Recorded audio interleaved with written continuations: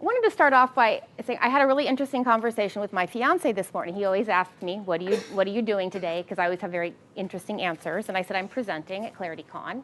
And he said, what on? And I said, bullying. And he goes off onto this, if you're being bullied, you just have to step two. You might get your butt kicked, but you're probably not going to get bullied anymore.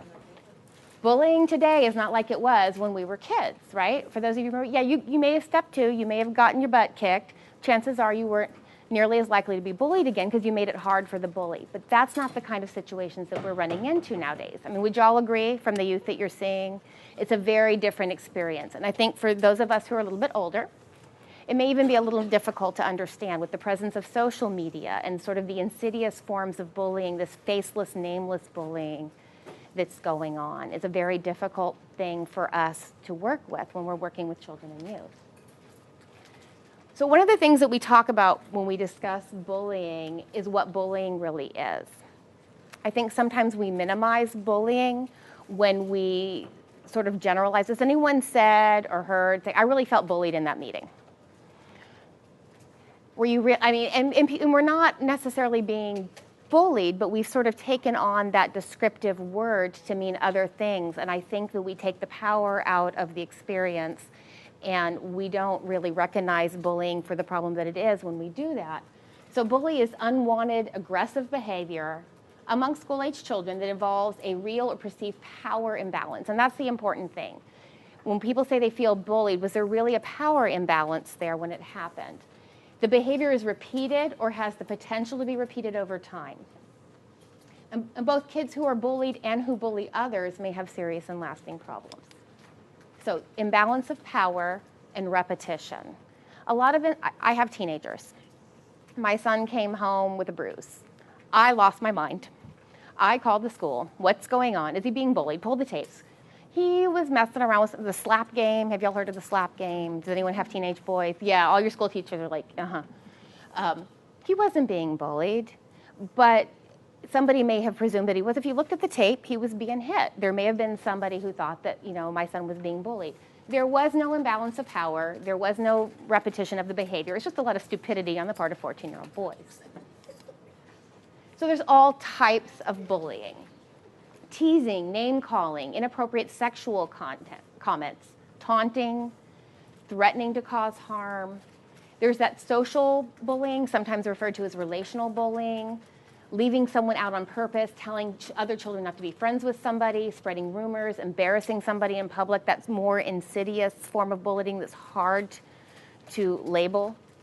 Physical bullying, the hitting, the kicking, the pitching, spitting, tripping, pushing, taking or breaking someone's things, making mean or rude hand gestures. What kind of bullying do y'all see where you're working from these types? All of the above? It's not simple anymore. Okay, so there's been 2 sources of federally collected data on youth bullying. The Center for Disease Control indicates that nationwide, 20% of students in grade 9 to 12 experience bullying. And this is overall general population. When we talk about target populations, those numbers get higher. And then the National Center for Educational Statistics and Bureau of Justice Statistics say nationwide 28% of students grades 6 to 12 experience bullying. So 1 out of 4 students will be abused by another youth.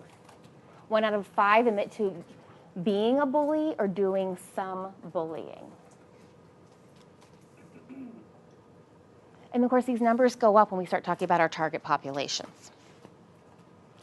This is one thing that Dr. Warren and I speak on frequently is working with LGBTQ youth and families and the instance of bullying if an individual is identified or being perceived as being an LGBTQ youth. So they did a survey of more than 7,000 LGBT, that even leaves off the Q, which is sometimes greater numbers, middle and high school students. 8 out of 10 have been verbally harassed at school. 4 out of 10 have been physically harassed. 6 out of 10 felt unsafe.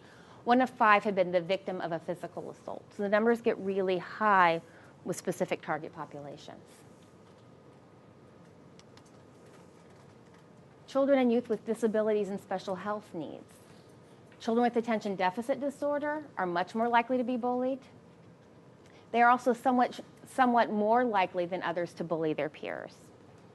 Children with autism spectrum disorders are at increased risk of being bullied and left out by peers, 3 times as likely to be bullied as their peers. Children with epilepsy are much more likely to be bullied. And any kind of physical limitation, children are much more likely to be target of bullying. Has this been y'all's experience as well with these particular populations of children and youth?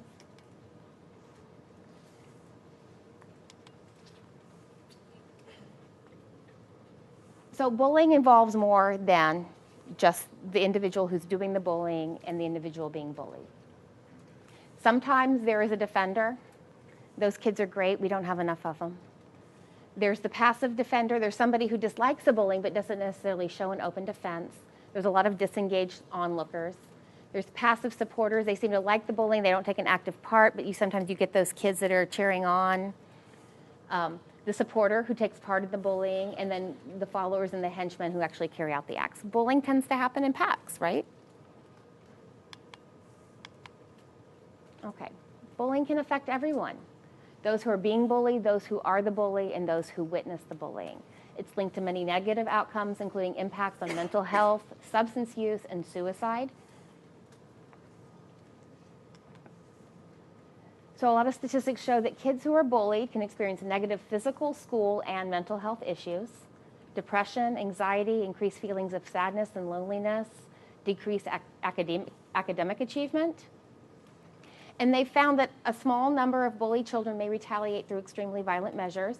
When they looked at all the school shooting cases in the 90s, and 12 out of 15 of those cases, the shooters did have a history of being bullying. And that's something that's really been on the news a lot lately.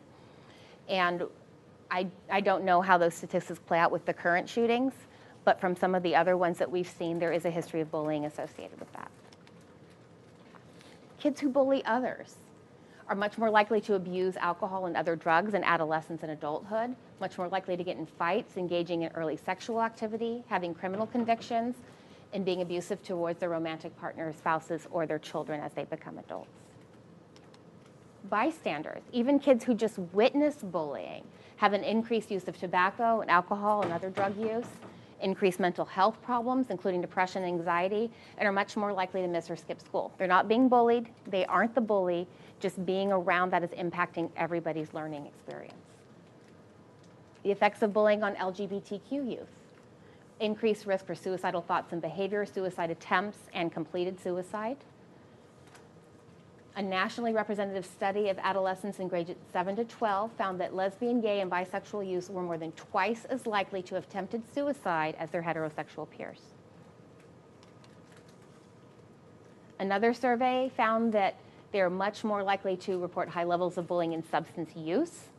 Students who are questioning their sexual orientation reported more bullying, homophobic victimization, unexcused absences from school, drug use, feelings of depression, suicidal behaviors than either their heterosexual LGB students. Okay. So I'm a nerd. Part of my job is to look at data all the time. I work in the Children's Behavioral Health Division of the Center for Healthcare Services, and we have crisis unit. Y'all probably sent your kiddos to our crisis unit before. Some of you are like, yeah, and some of you are like, I didn't know y'all did that. We do that. My job is to sit down and find out what's going on when these children and youth come into our program. So a few months ago, I sat down and I read every crisis assessment from a fiscal year. It took me a very long time. I ate a lot of cookies. I drank a lot of coffee. And I was up every night for a very long time reading all of these. And this is qualitative data. Hearing these stories was really difficult. I think I probably called and boo-hooed to you some. As I sat there and I read, and these are, we're trying to ascertain if this individual needs to be hospitalized, if there's something else we can do to support, do they need respite care? There's a lot of stuff going on within, but I was kind of looking at staffing patterns, and I was looking at why kids were coming into crisis, and this interesting information emerged, and we ended up with an entirely different report than what I thought I was going to write. I found out that more than half the time, even though we weren't looking for this particular data, I was able to find out what was the precipitating crisis event. Some kids come in, if you have my son and you ask him what's going on, you get, I don't know. But a lot of kids were coming in and they were very articulate and they were telling us what was going on. This is what sent me into crisis. This is why I'm suicidal. This is why I'm homicidal. This is why I'm having morbid ideation. This is why I got really aggressive and got sent here. This is why they caught me with razor blades again. More than 75% of the time, when kids came in, and this is Bear County, this is my child and youth crisis team, it wasn't associated with a diagnosis of depression, anxiety, childhood onset schizophrenia. They were coming in because there was something going on in their life that precipitated a mental health crisis. That blew my mind. Maybe it shouldn't have, but it did. Because I see kids all the time that are really struggling with depression and anxiety and those kinds of things. And I thought, you know, their meds didn't work, they ran out of meds, something happened, and they ended up in crisis. They were coming into crisis because bad things that were happening in their life that were overwhelming them. And this is what they were coming in for. Trauma and bullying, which is a form of trauma. They were having a response to a trauma event that precipitated a crisis so bad that these not even fully formed human individuals were wanting to take their own lives. Has that been y'all's experience? Am I the only one that was kind of shocked by that? This is the part where I ask a question and somebody answers.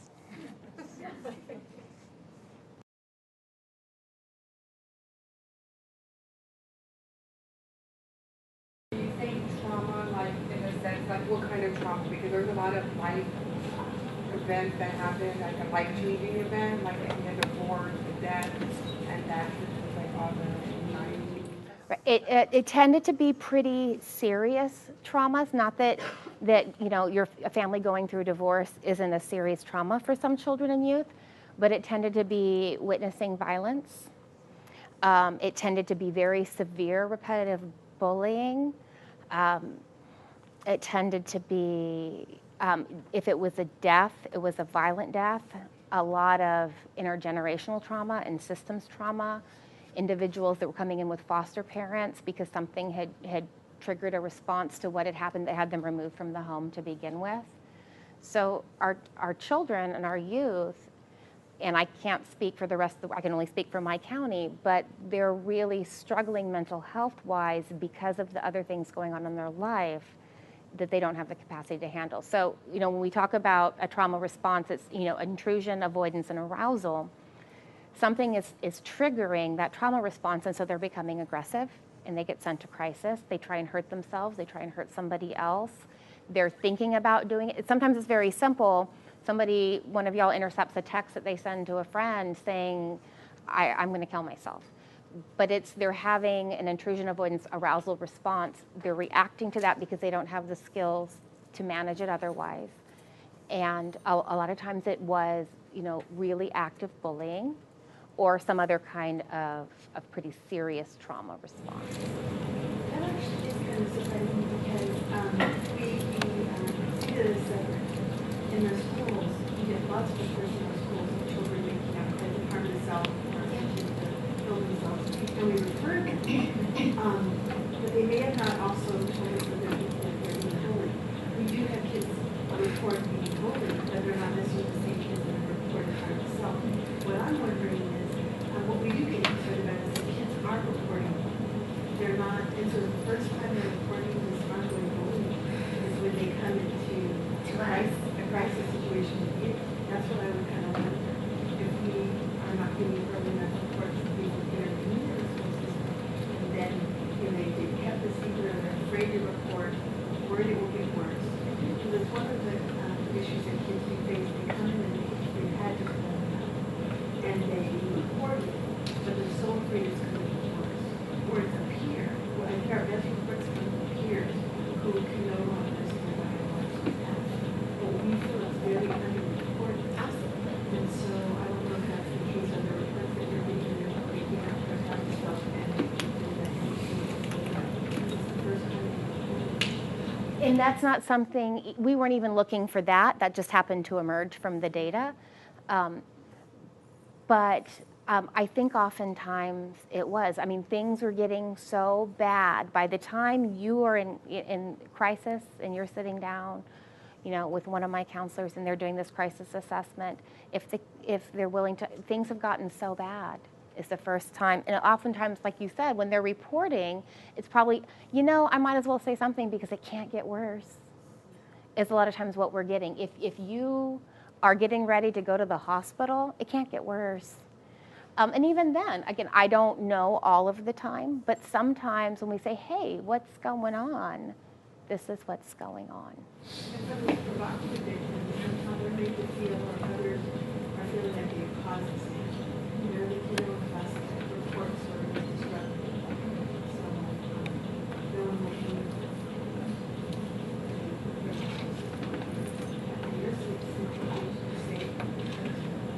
And and what we try to do, and we'll talk a little bit about that. I want to talk a little bit about our services, not because I'm here to sell them, but so you are aware of what we can provide in that regard, is so we can facilitate that communication and get back on track. So I will talk a little bit about that as well. So, and we kind of segued into that. I'm sorry, what's your name? Veronica. Veronica, I paid Veronica $5 to say that because I wanted to talk a little bit about some signs of telling whether or not a child is being bullied. Sometimes we don't know. Sometimes nobody's going to tell us, and we're having to watch for it. Those unexplainable injuries, lost or destroyed clothing, books, electronics, jewelry. This is tough, the way kids switch out clothes. My son comes home wearing shoes that he did not wear to school all the time. I mean, these kinds of things can be tough, but they could also be a sign of bullying. Frequent headaches or tummy aches, feeling sick, faking illness. We have a lot of children and youth that don't want to go to school because they're avoiding something. Sometimes it's an undetected learning disability. A lot of times there's some kind of violence going on at the school. Changes in eating habits, coming home to school hungry because they didn't eat lunch. Were they avoiding the cafeteria and hiding out in the bathroom? My daughter went through that. Difficulty sleeping, frequent nightmares, declining grades, sudden loss of friends, avoidance of situations, feelings of helplessness or decreased self-esteem, self-destructive behaviors, running away from home, harming themselves, talking about suicide. Sometimes when you're feeling that much loss of power, self-harm is the only way you feel in power and control again. So that can be a big indicator. A lot of our children and youth come in because of self-harm behaviors, non-suicidal self-injury. We don't know it's non-suicidal, so they get sent to us. But the precipitating event, again, was bullying. Signs that a child is bullying, because we want to be treating and identifying and helping those kids too. We don't have a good kid, bad kid dichotomy here. All of these kids are in need. Getting into physical or verbal fights, having friends who bully others, are increasingly aggressive, getting sent to the principal's office, unexplained extra belongings, extra money, blaming others for their problems, not accepting responsibility for their actions, competitive, and worry about their reputation or popularity.